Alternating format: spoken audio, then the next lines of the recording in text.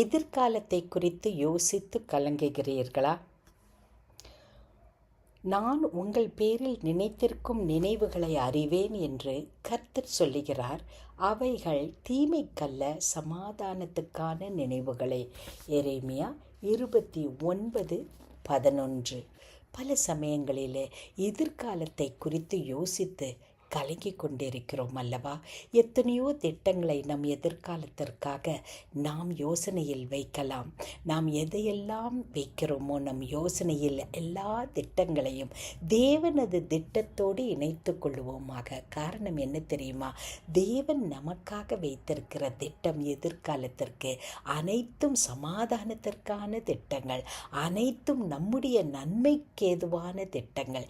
எனவே ஆண்டவருடைய திட்டத்தோடு நம்முடைய திட்டத்தை இணைத்து கொள்வோமாக. ஆண்டவர் நம்முடைய எதிர்காலத்தை அறிந்திருக்கிறார். நமக்கு நம்முடைய எதிர்காலம் தெரியாது. ஆனால் நம்முடைய எதிர்காலத்தை தெரிந்த ஆண்டவரை நமக்கு தெரியும் அல்லவா? எனவே தைரியத்தோடு இருப்போம்.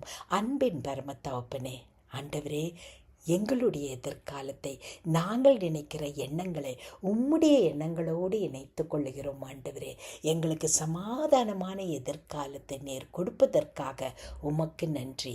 இயேசு கிறிஸ்துவின் மூலமே ஆமேன்.